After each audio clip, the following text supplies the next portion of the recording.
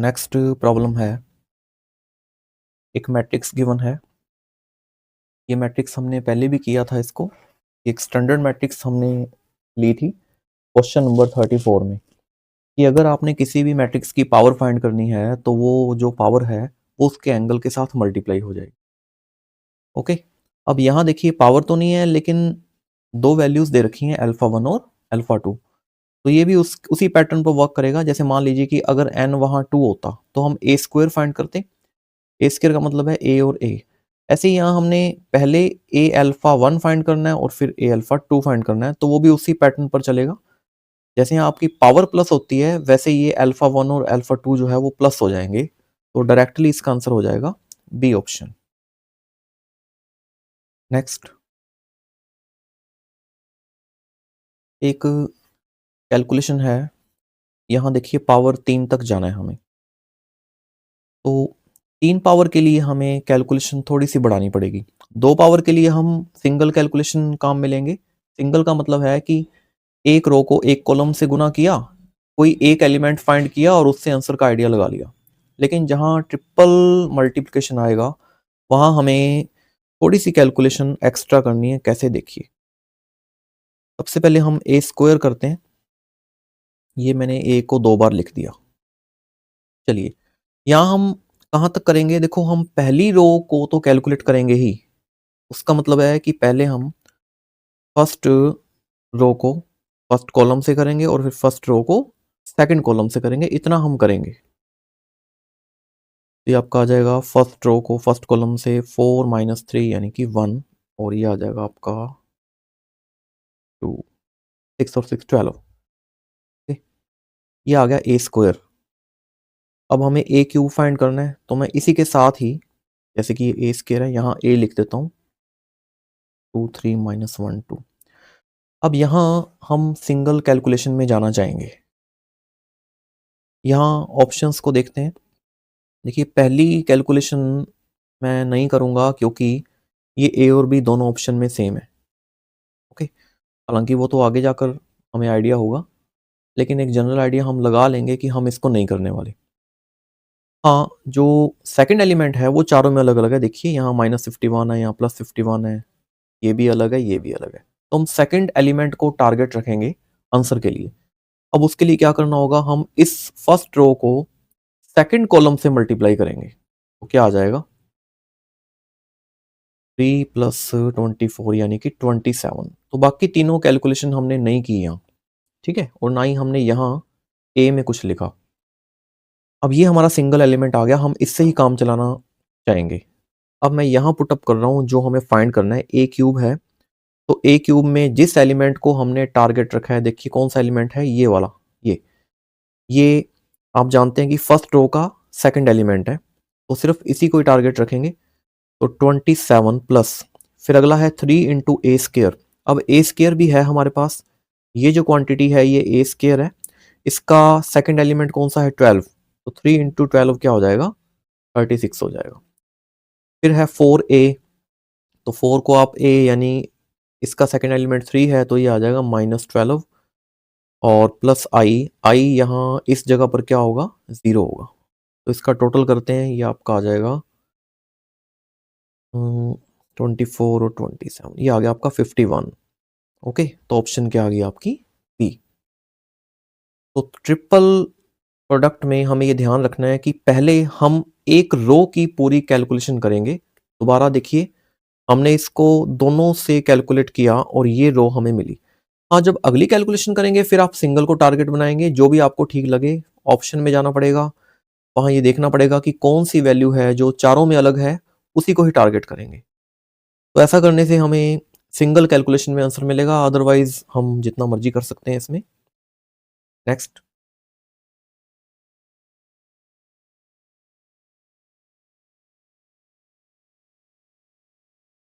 लीजिए एक और कैलकुलेटिव क्वेश्चन। हमें 3 मैट्रिक्स गिवन है और x की वैल्यू फाइंड करनी है। देखिए, ट्रिपल में आपको ऑर्डर भी चेक करना होगा। यहाँ है ऑर्डर 1/3, यहाँ 3/3 और यहाँ 3/1। जब आप पहली दो को मल्टीप्लाई करेंगे तो ऑर्डर क्या आएगा? देख सकते हैं आप 1/3 आएगा, और जब उसको 3 × 1 वाली 3/1 वाली से करेंगे तो ऑर्डर आएगा 1/1। अब देखिए जब 1/1 ऑर्डर आएगा ना, तो हम समझ लें कि हमें तीनों को मल्टीप्लाई करना ही पड़ेगा, हमारे पास कोई ऑप्शन नहीं है। ओके, चलिए पहली रो को पहले कॉलम से करते हैं। अच्छा, ये हमें पहले डिसाइड कर लेना है कि ऑर्डर क्या आएगा। हम देख चुके हैं कि इन दोनों का जो ऑर्डर है वो आएगा आपका 1/3, यानी एक रो और 3 कॉलम। ठीक, तो उस मैट्रिक्स का पहला एलिमेंट कैसे मिलेगा? फर्स्ट रो को फर्स्ट कॉलम से मल्टीप्लाई करके, तो वो आपके पास ओनली क्या आएगा? 1 आ जाएगा। फिर आप फर्स्ट रो को सेकंड से करेंगे तो आपके पास आएगा 2 + 5x + 3, यानी कि 5x + 5। फिर थर्ड रो से करेंगे तो 3 + 2 5 + x, यानी कि 5 + x आ जाएगा। ठीक, ऐसे ही ये जो आया है इसको किससे करेंगे? इस मैट्रिक्स से करेंगे जिसका ऑर्डर है 3/1। कर देते हैं, पहली रो को केवल पहले कॉलम से ही करना है, तो वो आ जाएगा x + 5x + 5 -10 -2x equals to क्या चल रहा है? 0। यहाँ से हमारी x की वैल्यू आ जाएगी, तो कैलकुलेट कर लेते हैं हम। तो ये बचेगा 4x इक्वल्स टू 5। तो x कितना आ गया? 5/4, यानी ऑप्शन डी। तो देखिए कहाँ हमें पूरी कैलकुलेशन करनी पड़ी, जहां ऑर्डर क्या आ रहा है 1/1, क्योंकि हमें लास्ट में ही x मिलेगा, बिकॉज लास्ट में 1 ऑर्डर की मैट्रिक्स बचती है जो कि x की वैल्यू आपको देगी। नेक्स्ट,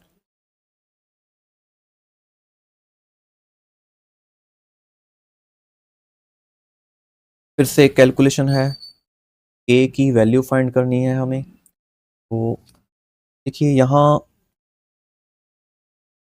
ऑप्शंस भी काफ़ी हेल्प करेंगी। सबसे पहले तो हम एक जनरल कैलकुलेशन करते हैं, ए स्क्वायर को देखते हैं।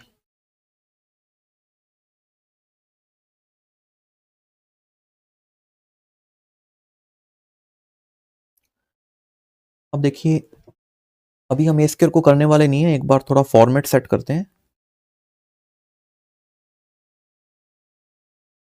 10 वाला तो बिल्कुल इजी है, और इक्वल टू में भी कुछ दे रखा है, वो है ए। लीजिए ये एक बार आपके सामने रख दिया। अब हमें इसे मिनिमम टाइम में करने की ट्राई करनी है। तो सबसे पहले ये है कि ए कहाँ आएगा और कहाँ नहीं आएगा। लेकिन कई बार ये होता है कि मोर देन 1 प्लेसेस पर के आ जाता है, तो उस टाइम हमें कैलकुलेशन में टाइम लगता है। चलिए एक बार तो पहले ए को आपस में मल्टीप्लाई करते हैं, फिर आगे के लिए देखते हैं। तो पहली रो को पहले कॉलम से, देखिए यहाँ मैं थोड़ा सा रिडक्शन चाहूँगा कि हम कैलकुलेशन को कम करें। देखिए कैसे, अगर पहली रो को पहले कॉलम से करेंगे तो एक कांस्टेंट आएगा, उसमें के नहीं आएगा, यानी मैं बात कर रहा हूँ इन दोनों की, तो वो हम नहीं कर रहे अभी, बिकॉज हमें के वाली वैल्यू चाहिए। हम थोड़ा सा टाइम यहाँ से बचाने की ट्राई करेंगे। इसके बाद हम करेंगे फर्स्ट रो को इस सेकंड कॉलम से, क्योंकि उसमें के है इसलिए हम उसको करेंगे। तो ये आपका आ जाएगा -3 -3k -3 तो देखिए जो पहली जगह है ये मैंने खाली छोड़ दी, यहाँ मैं थोड़ा मार्क लगा देता हूँ। ठीक, फिर हम सेकंड रो को भी सेकंड करेंगे। अब देखिए सेकंड रो को दोनों कॉलम से करेंगे क्योंकि दोनों में के आएगा, है ना, और इवन एक में तो के स्क्वायर भी आएगा। तो जहाँ के स्क्वायर आ गया ना, आप समझ लीजिए कि हमें के की एक से ज़्यादा वैल्यूज मिलेंगी और हमें उसमें से चूज करनी होगी। तो अब हम करते हैं सेकंड रो को फर्स्ट कॉलम से, तो ये आपके पास आएगा 2 + 2k। फिर सेकंड रो को सेकंड कॉलम से वो आएगा -6 + k²। ये हो गया इन दोनों का मल्टीप्लाई। तो खास रिडक्शन हम नहीं कर पाए हैं, फिर भी थोड़ा बहुत। चलिए नेक्स्ट, अब 4 जो है उसको सभी से मल्टीप्लाई कर देते हैं। बस एक जगह मैं खाली छोड़ रहा हूँ, आप देख सकते हैं, उसका कारण है थोड़ा सा टाइम बचाना, ज़्यादा फर्क नहीं पड़ेगा फिर भी।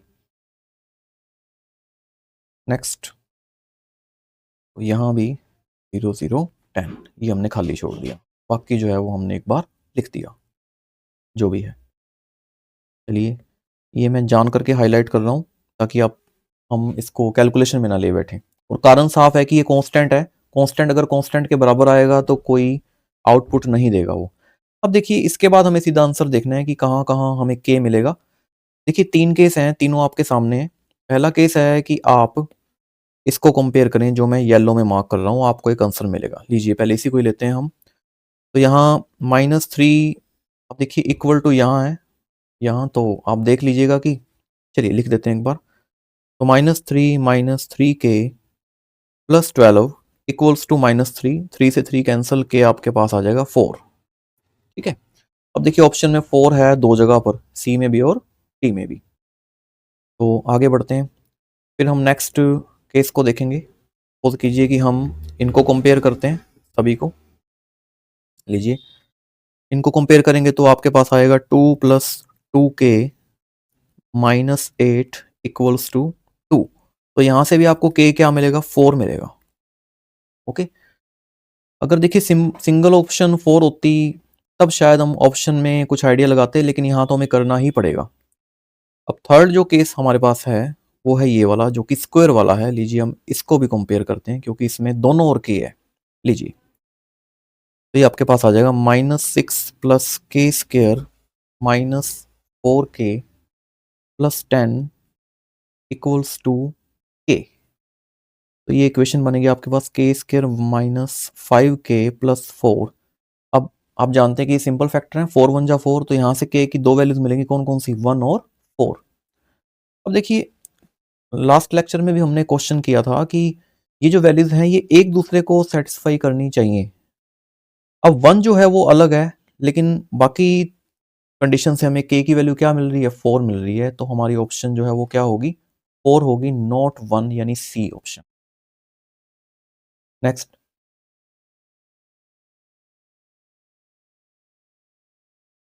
बाकी देखिए कि कैलकुलेशन कई क्वेश्चंस में रहती है, लेकिन रिडक्शन हम यहाँ बस ओनली वहीं कर पाए हैं कि कांस्टेंट को हमने छोड़ दिया। बाकी तीनों में ये आपको देखना पड़ेगा पहले कि किसमें के नहीं आ रहा। आप जैसे ही फर्स्ट रो को सेकंड कॉलम से या सेकंड रो को करते हैं तो आपको के मिलता है, इसलिए हमें उसको लेना पड़ा। हम उस केस में के की वैल्यू को इग्नोर नहीं करेंगे, हमें जल्दी करना है लेकिन गलत नहीं करना। नेक्स्ट,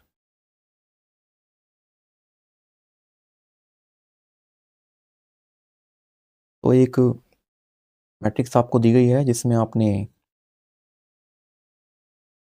h की पावर 70 फाइंड करनी है। काफ़ी इजी है ये। सबसे पहले आप ओमेगा कॉमन लीजिए, मैट्रिक्स में कॉमन लेना है, फिर दोनों और पावर 70 लगा दीजिए, तो ये तो आई बनेगा।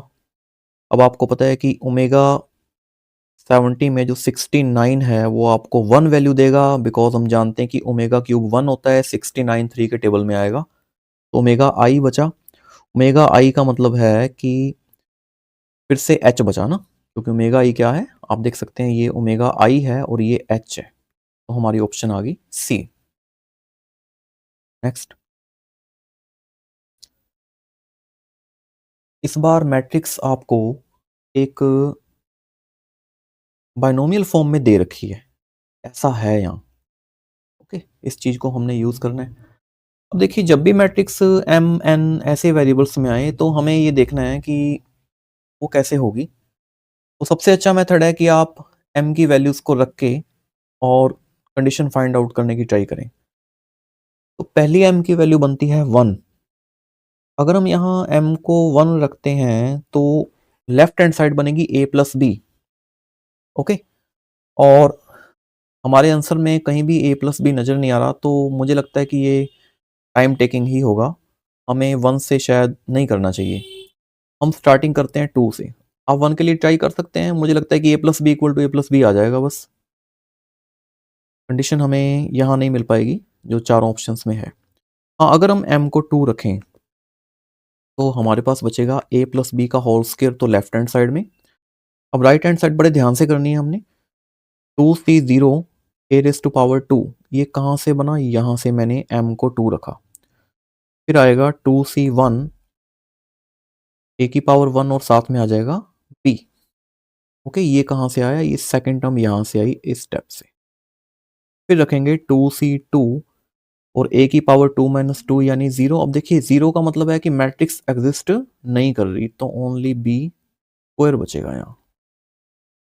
ओके, अब 2c3 नहीं होगा, क्योंकि जो कॉम्बिनेशन है इसमें आप जानते हैं 2c2 या 3 जो भी हैं, ये एनसीएन तभी काम करता है जब यहाँ ये जो n है ये इससे या तो बराबर हो या इससे छोटा हो, तो 2c3 असल में एग्जिस्ट करता ही नहीं है ना, तो इसलिए वो नहीं लिया जाएगा। तो ये यहाँ तक ही हमें करना है, यहाँ तक ही एग्जिस्ट करता है। इसे सॉल्व करते हैं तो 2c0 आप जानते हैं, जैसे nc0 क्या होता है 1 होता है, 2c0 भी क्या होगा 1 होगा, तो a स्क्वायर। nc1 क्या होता है n होता है, तो 2c2 क्या होगा 2 होगा, a b प्लस nCn क्या होता है 1 होता है, तो 2c2 भी क्या होगा 1 होगा, तो b स्क्वायर। तो ये आपके पास बचा a square plus 2 plus b square. अब लेफ्ट हैंड साइड जो है वो हम जानते हैं, हमने पहले की थी, मैंने आपको याद भी करवाया था, तो ये है a square plus b square plus A B plus B A. Okay, ये आपको मैंने याद करवाया था किसी पिछले क्वेश्चन में। क्वेश्चन नंबर मुझे ध्यान नहीं आ रहा, आप चेक कर सकते हैं, शायद लेक्चर 1 में था, क्वेश्चन नंबर 9 में था। ठीक है, चलिए यहाँ से अगर हम इनको सॉल्व करें तो A square cancel, B square cancel, एक ए बी कैंसिल, बचेगा B A equals to A B, यानी ऑप्शन सी। ओके, तो आप देख सकते हैं कि 2 तक हमें मिल गया, अगर 2 पर नहीं मिलता तो फिर हमें 3 भी रखना पड़ सकता है। ज्यादातर हमें 2 से स्टार्टिंग करनी होगी, 1 से हमें आंसर कम मिलते हैं। नेक्स्ट,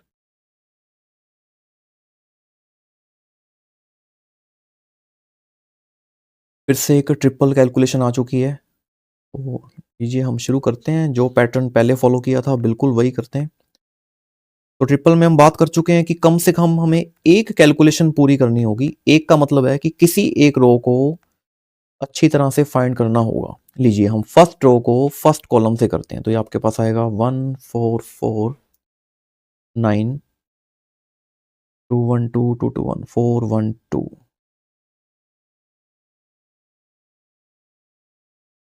फोर और 4 आपके पास ये आ जाएगा, 9 आ जाएगा आई थिंक, फिर से सॉरी 1 9 नहीं आएगा, ये आपका आएगा 2 2 और 4, ये 8 आएगा आपका। ओके, यानी फर्स्ट रो को हमने सेकंड कॉलम से किया था, ऐसे ही फर्स्ट रो को करेंगे थर्ड कॉलम से, तो 2 और 2 और 2 8 आएगा। ओके, ये हमने कर दिया पहली रो को कैलकुलेट, इसमें ए स्क्वायर के अंडर। अब ये है देखो ए स्क्वायर है ये, अब इसको हम फिर से किससे करते हैं, ए से करते हैं। तो देखिए जब आप सेकंड टाइम करेंगे तो आप हो सकता है कि इसको रिड्यूस कर पाए। ओनली सिंगल कैलकुलेशन कीजिए फर्स्ट रो को फर्स्ट कॉलम से, that will be 9 plus 16 plus 16, बाकी हम देखिए नो कैलकुलेशन नहीं करने वाले, हम खाली छोड़ रहे हैं। ओके, तो ये आपका हो गया 41। अब हम चलते हैं हमारी ऑप्शंस में, सॉरी यहाँ इस एक्सप्रेशन में जो हमें फाइंड करनी है। अब देखिए पहली वैल्यू आ गई 41, उसके साथ है -4 ए स्क्वायर। अब ए स्क्वायर में जो पहला एलिमेंट है वो कौन है, 9 है, 4 9 जा 36, और ऐसे ही ए में पहला एलिमेंट 1 है, तो ये आ गया 6, तो इसको कैलकुलेट करते हैं, दैट विल बी -1। देखिए पहले एलिमेंट को टारगेट इसलिए रखा है कि लगभग आंसर एक एलिमेंट से आ जाते हैं, नहीं आएगा तो फिर हमें दूसरा भी करना पड़ेगा। अब देखिए -1 की बात करें तो ए ऑप्शन तो 0 बिल्कुल नहीं होगी, ये भी नहीं होगा क्योंकि उसमें 1 है, ए में पहला एलिमेंट, और यहाँ -1 है। और थर्ड ऑप्शन की बात की जाए तो ये लग रही है मुझे बिल्कुल, और डी में आई तो वैसे ही नहीं होगा, है ना। तो हमने यहाँ पहले एक पूरी कैलकुलेशन की, किसी एक रो को फाइंड किया जो कि आई 988, फिर हमने उसको सिंगल कैलकुलेशन में किया और वहां से हमारा आंसर जल्दी मिल गया हमें। नेक्स्ट है, फिर से एक एक्सप्रेशन गिवन है हमें, कौन सी एक्सप्रेशन गिवन है, ये वाली, और इसकी हेल्प से हमें इसकी वैल्यू फाइंड करनी। तो देखिए ऐसे क्वेश्चन में, या जैसे हमने पिछला क्वेश्चन किया, फर्स्ट ऑफ ऑल आप क्या करें, आप एक एक्सप्रेशन बना लीजिए विद मैट्रिक्स।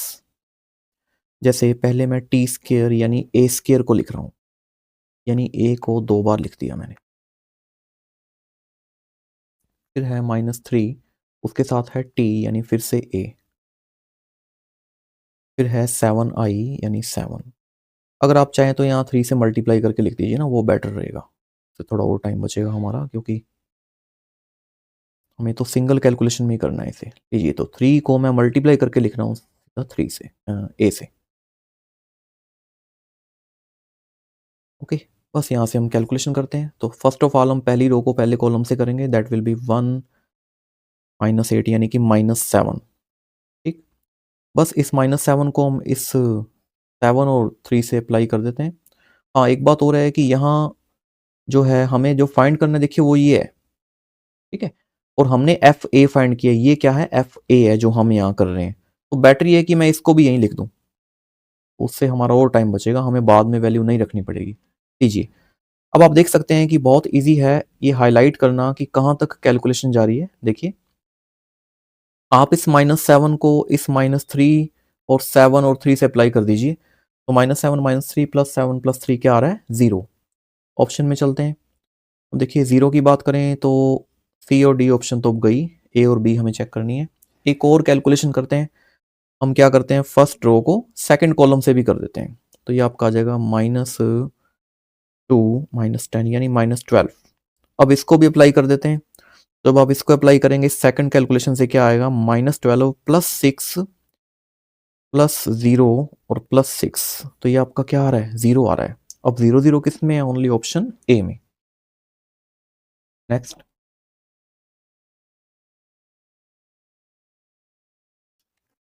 यहाँ हमें दो मैट्रिक्स दी गई हैं और एक्सप्रेशन ये गिवन है। तो फिर से हम वही काम करेंगे, पहले हम उनको लिखेंगे। मैं a प्लस बी को 2 बार लिख देता हूँ क्योंकि होल स्क्वायर है। तो पहले करेंगे a प्लस बी यानी 1 + 1 2, a -1 2 + 4 6 b -1। इनका हो जाएगा होल स्क्वायर यानी 2 टाइम्स इक्वल टू। अब बात आ जाती है ए स्क्वायर की, तो फिर एक बार हम उनको भी 2 बार लिखते हैं, फिर देखेंगे कि क्या कैलकुलेशन हमें करनी है। ऐसे ही बी स्क्वायर। ओके, ये इस तरह से लिखना आपको एक जनरल आइडिया देगा, प्रैक्टिस के लिए बहुत अच्छा है। अब बात यह है कि कितनी कैलकुलेशन की जाए और कहाँ से शुरू किया जाए। चलिए पहले चलते हैं ऑप्शन में। ऑप्शन में आप देखिए, जो ए है वो मुझे एक जगह पर सेम लग रहा है, ऑप्शन सी और डी में। लेकिन जो बी है वो चारों में ही अलग अलग है, तो मैं बी को टारगेट रखना चाहूँगा, ना कि ए को। उसके लिए मुझे क्या करना है, हमें वही कैलकुलेशन करनी है जिसमें बी आए ओनली। हम ए से या ए स्क्वायर बी स्क्वायर से बचने की ट्राई करेंगे, बिकॉज यहाँ सिंगल ऑप्शन हैं। अगर मैं पहली रो को पहले कॉलम से करूं तो उसमें ओनली ए आएगा, जो कि मैं नहीं करना चाहूंगा। अगर मैं पहली रो को दूसरे कॉलम से करूं उसमें ए बी दोनों आएंगे, तो वो भी हमारी प्रायोरिटी में नहीं है।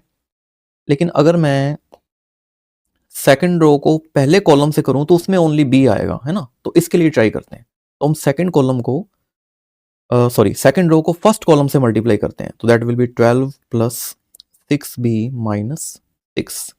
तो ये मैंने कर दिया, और इधर से भी उन्हीं एलिमेंट्स को ले लेते हैं। बस थोड़ा सा यहाँ ध्यान से करना पड़ेगा, बिकॉज कैलकुलेशन काफ़ी है यहाँ। तो मे भी हमें मल्टीप्लाई, चलिए मैं इसको थोड़ा इस तरह से लिखता हूँ कि जो हमने छोड़े हैं वो उनकी जगह खाली रहे वहाँ। तो ये एम्प्टी हैं दोनों, ठीक है। तो हमने किया है सेकंड रो को फर्स्ट कॉलम से, जो कि अभी हमारा आया था 12 + 6b - 6। तो इसको भी मैं खाली छोड़ रहा हूँ। अब इधर भी कुछ ऐसी कैलकुलेशन करते हैं कि बस यही आए। ए तो कांस्टेंट मैट्रिक्स है तो उसमें जल्दी हो जाएगा। हम ए में अब सेकंड रो को जो है वो सीधा सीधा फर्स्ट कॉलम से करते हैं, क्योंकि उसी एलिमेंट को हमने टारगेट रखा है। तो ये आपका हो जाएगा 2 - 2 यानी कि 0। तो यहाँ आपका 0 आएगा, बाकी तीनों हम खाली छोड़ रहे हैं। प्लस यही टारगेट हम बी में रखते हैं। बी में भी हम सेकंड रो को फर्स्ट कॉलम से करते हैं, और ये भी अच्छा है कि वहाँ भी ओनली बी आ रहा है। तो सेकंड रो और फर्स्ट कॉलम बिल्कुल पीछे की तरह जो हमने यहाँ फॉलो किया है। चलिए, तो ये आपका आ जाएगा 4 + 4b। ओके, बस बाकी हम नहीं करेंगे। चलिए इसी काम चलाते हैं। अब इस एक्सप्रेशन क्या बनेगी, यहाँ से बनेगा आपका 6 + 6b = 4 + 4b। तो ये आपका आ जाएगा 2b = -2 यानी b आपका आ गया -1। तो ये ओनली ऑप्शन डी में है। ठीक, अब देखिए यहाँ कोई ऐसा पैटर्न फिक्स नहीं है कि यही करना है, ऑब्जर्वेशन है। आप पूरी मैट्रिक्स को अपने सामने खोल के रखिए और फिर देखिए कि क्या बेटर है। सबसे पहली बात तो ये है कि अगर हम इसमें टाइम लगाना चाहें तो जितना मर्जी लगा सकते हैं, हम कैलकुलेशन करते रहें। और हाँ, ये ऑप्शन से नहीं आएगा बिकॉज जो एक्सप्रेशन गिवन है वो सिंपल नहीं है, वो स्केयर्स के अंडर है ना। आप देख सकते हैं ये जो एक्सप्रेशन है ये स्केयर्स में है, तो ये इजीली नहीं मिलेगा हमें, तो हमें कैलकुलेशन तो करनी पड़ेगी। हाँ, ये है कि पहले आपने पूरी एक्सप्रेशन को खोल के अपने सामने रख लिया, फिर हम ऑप्शन में गए। ऑप्शन में हमने ये देखा कि ए और बी में से किसको प्रायोरिटी दी जाए या दोनों को ही कैलकुलेट किया जाए। तो हमने देखा कि बी जो है वो चारों में अलग अलग हैं, तो मुझे लगा कि बी वाली ऑप्शन को चूज किया जाए। फिर मैंने बी के लिए पहले लेफ्ट साइड में देखा और वही राइट हैंड साइड में अप्लाई कर दिया। और अगर बाई चांस आप ए बी में भी निकाल लेते हैं, कोई इशू नहीं है, जो भी एक्सप्रेशन आएगी आप उसको सेटिस्फाई करवा के देख लेंगे कि किस ऑप्शन से ए और बी सेटिस्फाई हो रहे हैं, तो वो भी हो जाएगा। तो यहाँ हमारी ऑप्शन डी आ चुकी है। नेक्स्ट है 60 नंबर। देखिए, ऐसे कैलकुलेशन हम नहीं करेंगे, हम इनको याद रखेंगे। पहले भी ऐसा क्वेश्चन आया था, तो आप कैसे याद रखेंगे? प्री ऑर्डर के लिए यदि ए बी इक्वल टू ए और बी इक्वल टू बी बनता है तो आप डायरेक्ट याद रखेंगे कि ए स्केयर ए होगा और बी स्केयर बी होगा।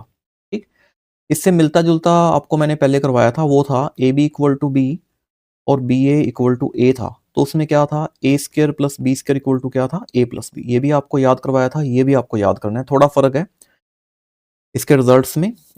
इस मैट्रिक्स में यहाँ ए आ रहा है और यहाँ जो है दूसरी में क्या आ रहा है, बी आ रहा है। बाकी रिजल्ट्स में उसमें प्लस करके लिखा था और इसमें ऐड करके लिखा हुआ है ना, तो ये हमें डायरेक्ट याद रखना है।